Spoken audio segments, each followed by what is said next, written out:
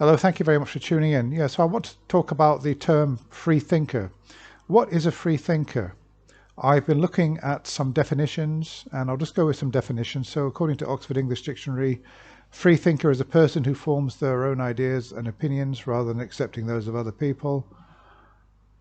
What else have we got? We've got from the Merriam-Webster Dictionary, it's a person who thinks freely or independently, who forms opinions on the basis of reason. Okay. Got another one from the Freedom from Religion Foundation. A person who forms opinions about religion on the basis of reason, independently of tradition, authority, or established belief. Free thinkers include atheists.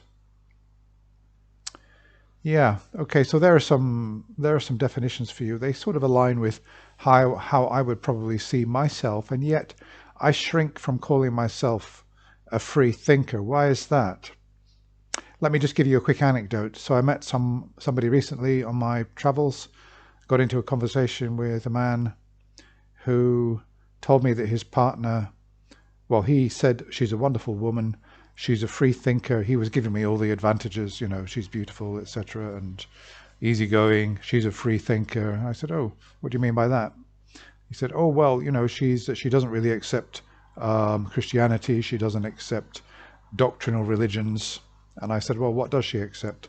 And he said, well, she's into Deepak Chopra and, you know, stuff related with the consciousness. It's all scientifically proven, etc., and that kind of thing. I just said, oh, I see. And he asked me, well, what do you believe?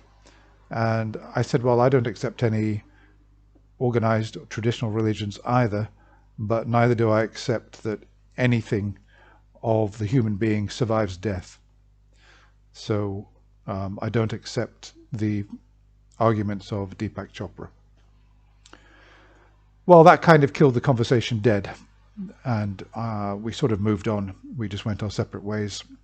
But the point is that if people who accept Deepak Chopra are being included as free thinkers, I wonder whether it's really appropriate for me to use the term free thinker. If somebody says to me, what is your method, or what is your method for determining reality? What is your worldview?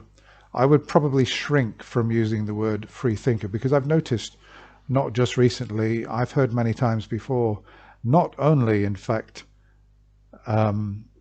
people who believe in Deepak Chopra and all that type of thing, I've also heard Christians saying that they consider themselves to be free thinkers, and skeptics as well.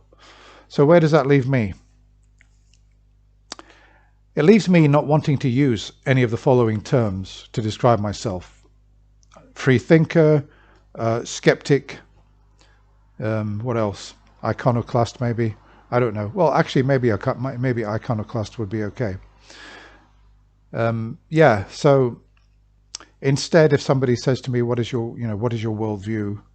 How do you determine reality? Not that anybody sort of asked me those questions, but people sometimes ask me, are you religious? Or I do sometimes get those questions.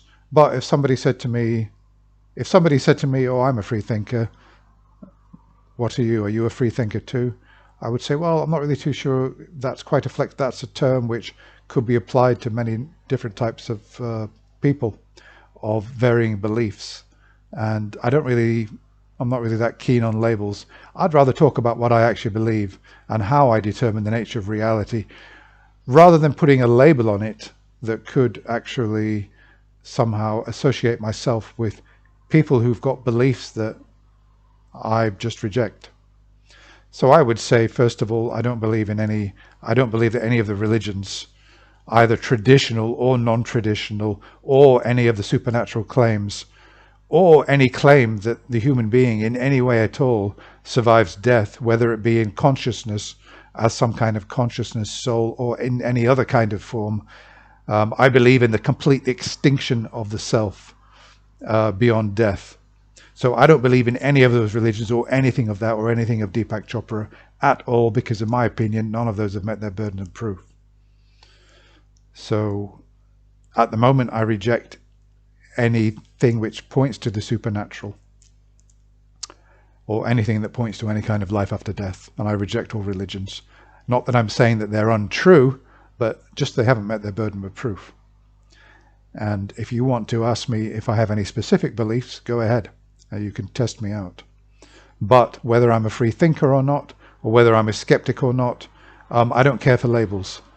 It's all about what I believe and how I determine the nature of reality.